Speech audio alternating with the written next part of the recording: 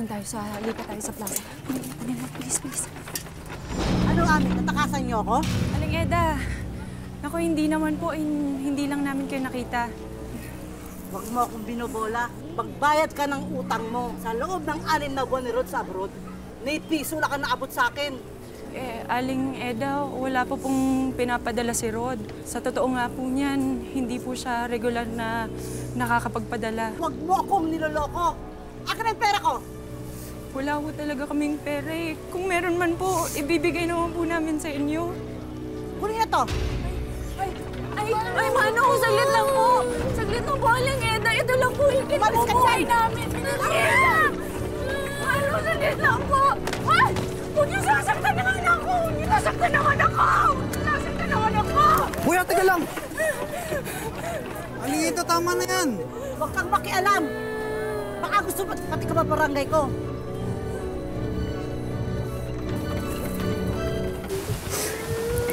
Mami, hindi naman talaga dapat nangyayari sa inyo ito. Kung hindi umalis si Rod.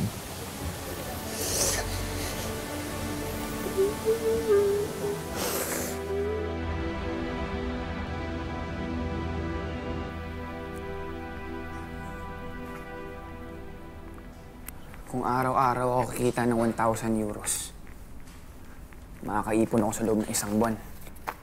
Makakapagpadala ako ng kalahati sa Pilipinas para makabayad sa utang namin.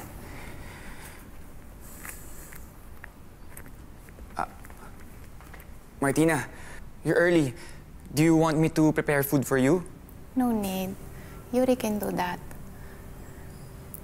Rod, you don't have to come in for work tomorrow.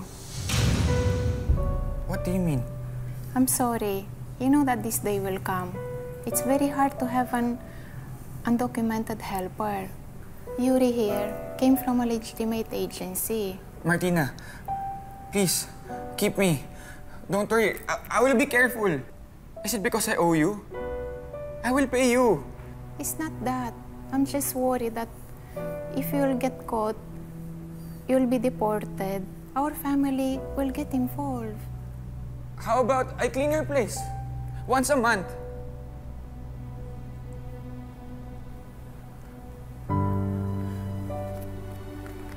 Here, I'm really sorry.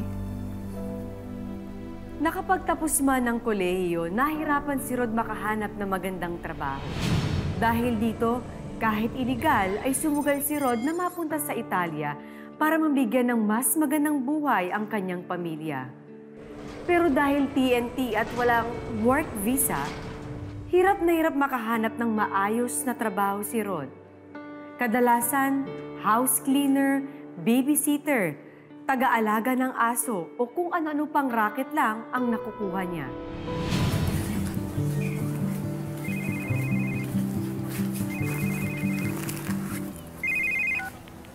Hello? Sino to? Hello, Ami. Si Rod to. Nakikigamit lang ako ng cellphone. Mabuti naman tumawag ka. Kanina, naningil na naman si Aling Eda at wala na naman ako mabigay. Kaya ayun, pinabarangay ako. Kinuha yung kariton ko ng mais. Rod, sabihin mo nga sa akin ng totoo. Tinakasan mo na ba kami na anak mo? Ami, huwag ka naman nagsasalita ng ganyan. Kaya ako tumawag kasi may problema. Natanggal ako sa trabaho.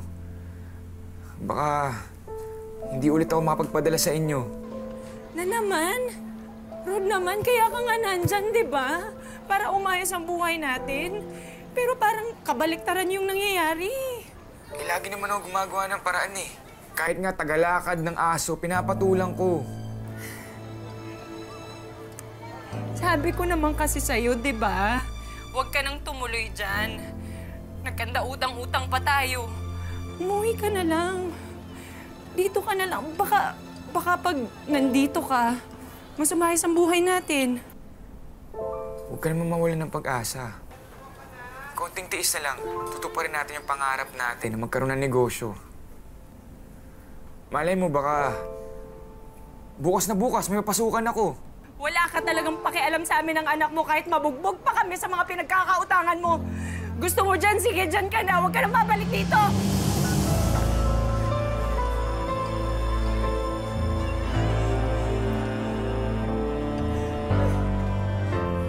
Bisit na buhay to. TNT na nga ako dito sa Italy. Mukhang mawawalan pa ata ako ng visa sa bahay namin.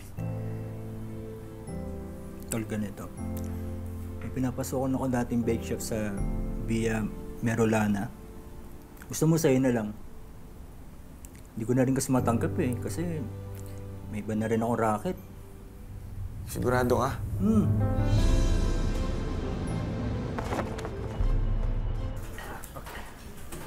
Spazio, spazio. Cornetti sono caldi. Wow! That looks delicious! Of course, Pasticini's been doing this for decades. If you want to keep your job, you gotta be quick. Sì. Okay, listen. Transfer the gelato here, okay, in this container. Okay. Gelato? Oh, you mean ice cream? No, this is not ice cream, this is gelato, okay? Ragazzi, non perdiamo tempo. Lavoriamo, su, continua. E uomo. Metti tutto, bello, preparato, eh? Non ti Chef Giovanni, Dimmi. I hope someday I can learn what you're doing so I can help more in the kitchen. Of course, one day you will. But now, try to Really? finish what you're doing. Thank you.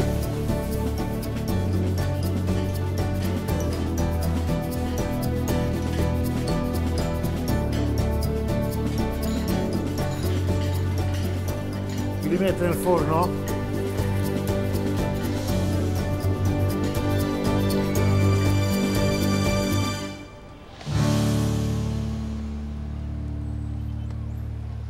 Ayos na. Yay!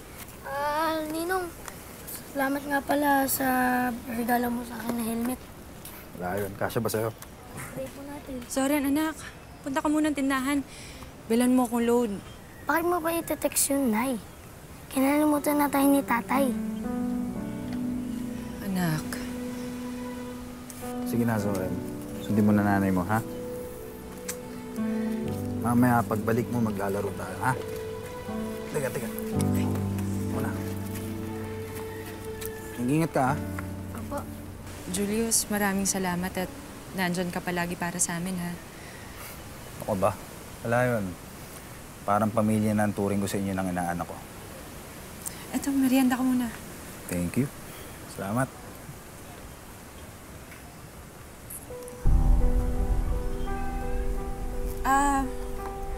Kunin ko lang yung kape sa lang.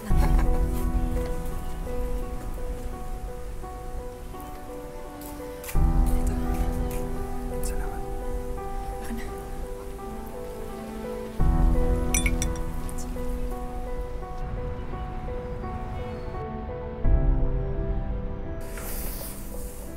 Ragazzi, io vado, eh. Ciao, buonanotte. Good night and grazie. Grazie, mister. Ci vediamo domani. Sì. Rod, something's bothering you. Chef Giovanni, Talk to me. Yes. I know I'm just new here, and I don't mean to take advantage of your kindness. But is it okay if I get my salary in advance? Because my family in the Philippines needs it.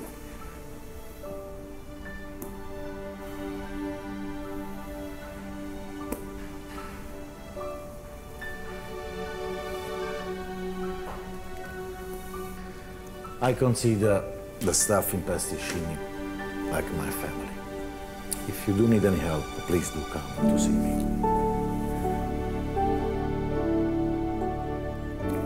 Thank you very much.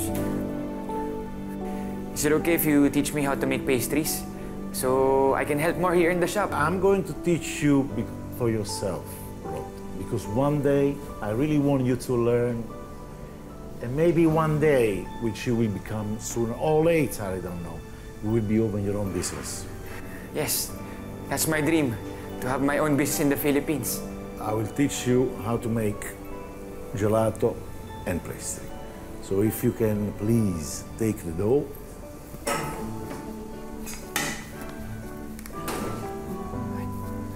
Show me what did you learn so far.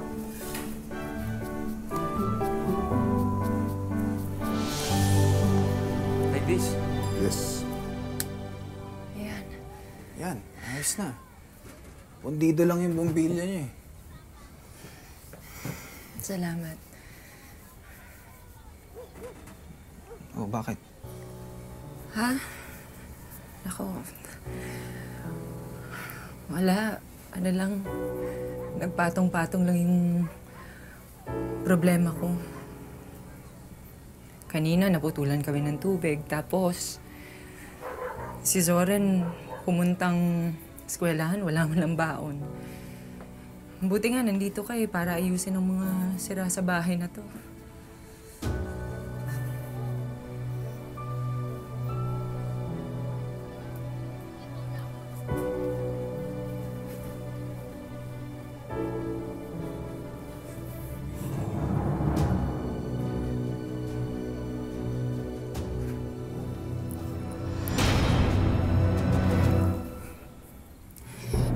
Saglit. Mali to, hindi ko to. Hindi ko to pwedeng gawin kay Rosa. Mami, marami pang bagay ang kaya kong ayusin sa buhay mo.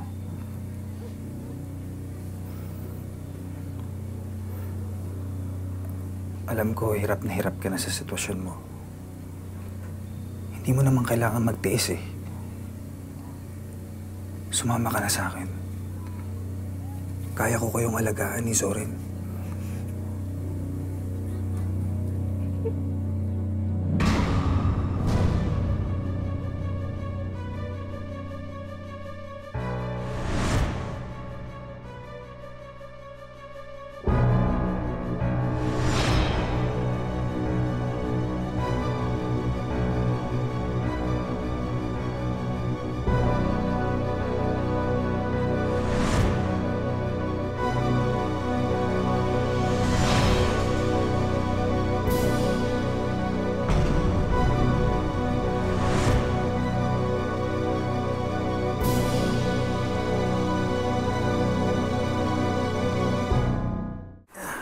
Pasok, pasok.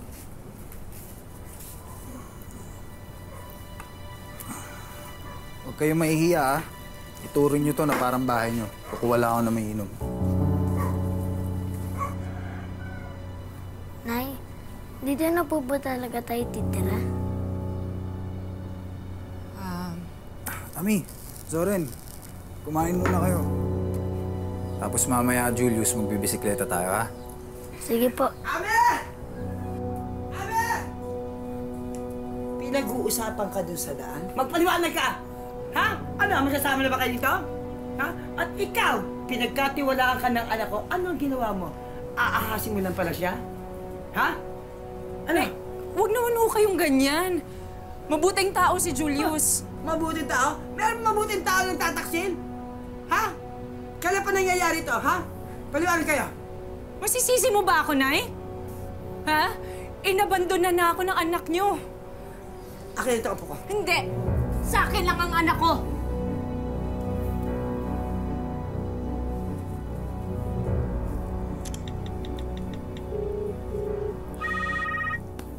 Doon muna ako, ha?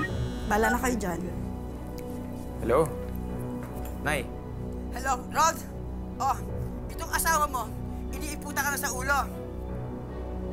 Ano, Nay? At alam mo kayo ka pinagpapalit? Dito sa kumparing pang kay Julius. Kausapin to asawa mo.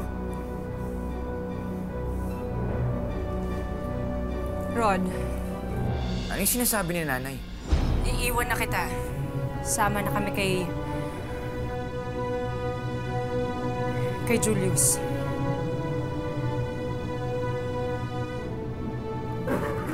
Nababaliw ka na ba? Hindi! Pero anong ginagawa mo? Wala ka dito. Buti nga't nag-usap pa tayo ngayon eh. Dahil baka may nangyari na sa amin, hindi mo pa alam. Ano ba akala mo? Na nagpapakasarap lang ako dito? Ha? Hindi ko alam. Hindi ka na tumatawag. Hindi ka na nagpapadala. Baka nga may kinakasama ka na dyan eh. Ami, wag mo akong pinapaliktad, ha? Alam mo ba na ultimo kakainin ko na nga lang, iniipon ko pa. Para may mapadala ako sa inyo. Oh, hindi ako tumatawag sa inyo. Dahil ayoko lang gumastos. Alam mo, hirap na rin ako sa sitwasyon natin eh. Binigyan na kita ng pagkakataong bumalik dito, pero ayaw mo. Kaya sige. Wala ka nang babalikan dito.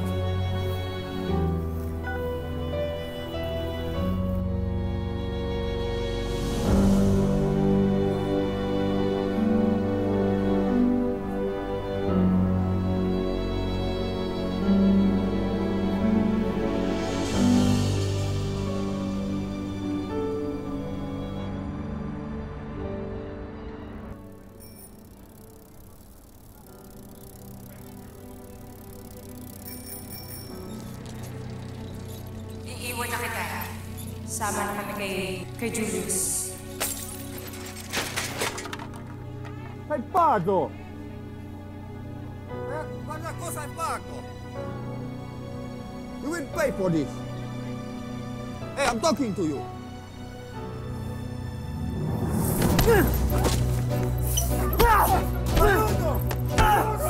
Tanga-tanga ko!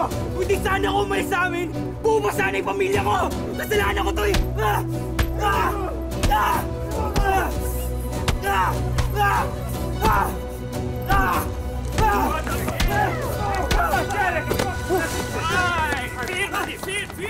Mi mostri i suoi documenti. Il suo passaporto. Sir, it's not my fault. I can explain. Kapitan. Firmati! Sir! Oh, okay, sir! Okay, sir! Fermo. Il tuo visto è scaduto. Andiamo alla stazione di polizia. Andiamo! Sir, let me explain! Andiamo!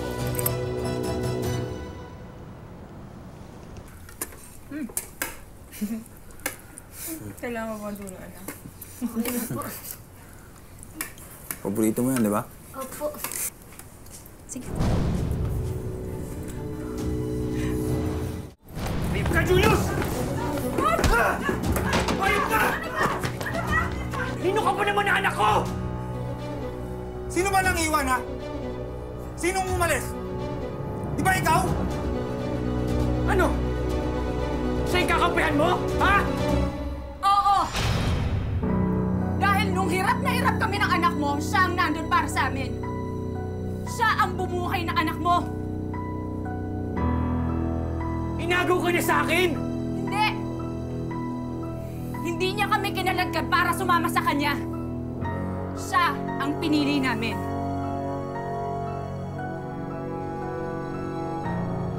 Sumama na kayo sa akin. Kakalimutan ko lahat ng ito. Please, nagmamakaawa ko sa inyo. Umuwi na tayo, pangako hindi na ako aalis. Anak. Anak, kasama ka na kay tatay. Umuwi na tayo, ha?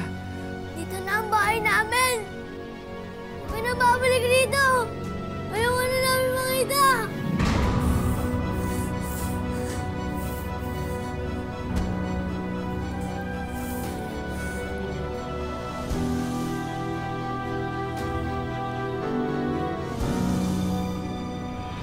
Bigo na nga sa pangarap na yumaman sa Italia, bigo rin si Rod na mabuo pang muli ang kanyang pamilya. Sa kabila nito, alam ni Rod na kailangan niyang patunayan ang kanyang sarili. Kaya naisip niyang gamitin ang lahat ng kanyang naipon sa Italia para makapagbukas ng isang bakery.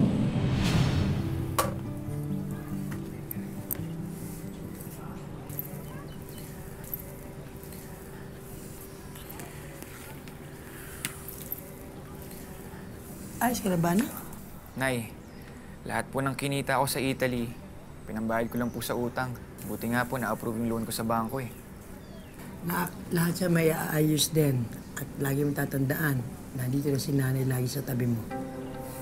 Salamat po, Nay. Babawi po ako, Nay. Papatunayan ko sa mag-ina ko.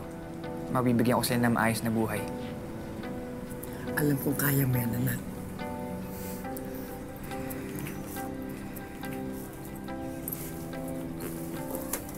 Bili na kayo. Ilang buwan ng ganito eh. Lugi na tayo, Nay. Nak, huwag kang panghinaan ng loob. Basta lagi mong tandaan kung para kanina itong ginagawa mo. At naniniwala ko, anak, na may iaayos mo to.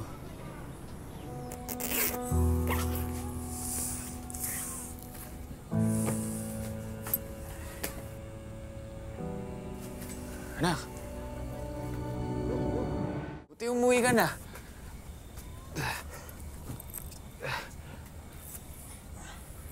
Alam mo, masaya ako na bumalik ka na dito. Yung pasalubong ko sa'yo, nandun sa bag, kunin mo. Kailan ka ba natutong maglasing, Tay? Hindi. Ilang bote lang yung nainom ko. Okay ako. Anak, halika. Tabihan mo si tatay, kwentuhan mo naman ako. Di ako pumunta rito para makipagkwentuhan. Meron na akong naiwan na gamit. Naglalambing lang si tatay sa'yo. Naglalambing lang ako. Halika nga dito, akapin mo naman ang tatay mo. Hindi ako maglalambing! Okay na sinana ang pamilya natin! Pero na panahon na! Kailangan namin si nanay! Asan ka? Wala!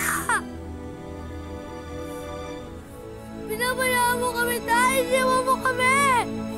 Inayaan mo kami magutom!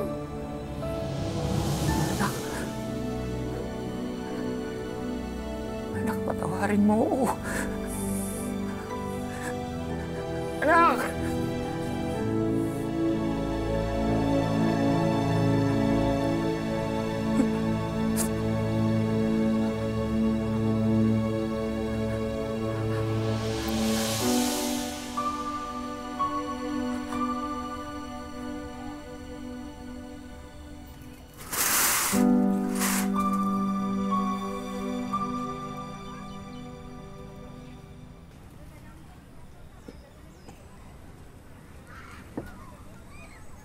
Nay?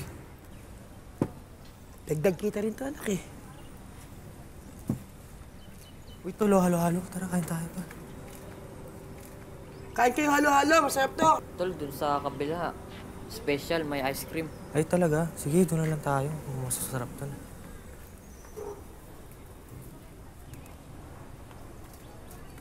Gelato. Will teach you for yourself, which you will become sooner or later.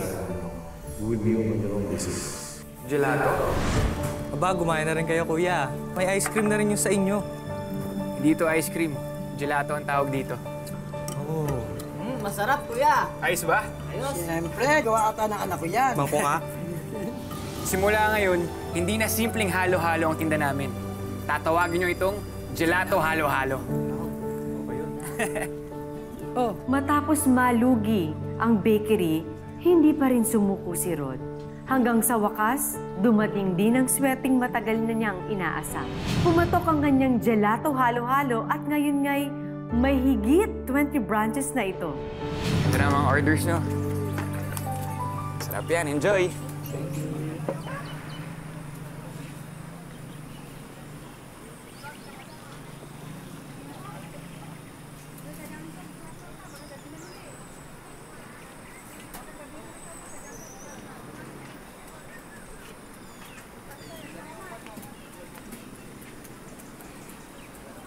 Kamusta ka na?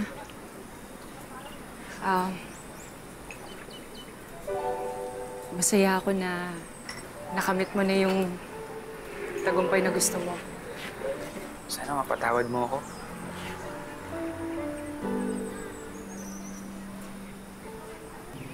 Patawarin mo rin ako sa lahat ng pagkakamali ko. Nasaktan natin ang isa't isa. Pati anak natin nadamay pa.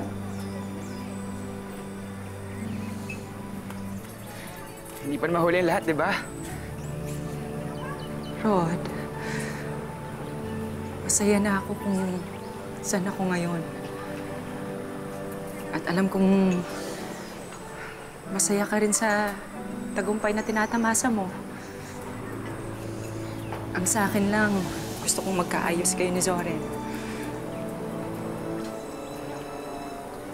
Anak, Loren, anak, patawarin mo ako ha. Sana mapatawad mo ako. Pinagsisisihan ko lahat ng yun. Ha, anak? Sorry din, Tay. Halika ka dito.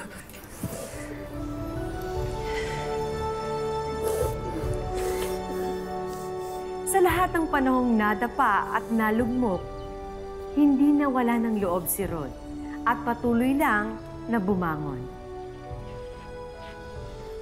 Hindi man sila nagkabalikan ng kanyang asawa, nakapiling din naman muli ni Rod ang anak nila. Ang buhay ay hindi isang daan ng mga tinakdang hirap at pasakit. Ito ay sangang daan na magbibigay sa atin ng maraming pagkakataon para marating natin ang sarili nating tadhana. Magandang hapon, ako po si Marian Rivera.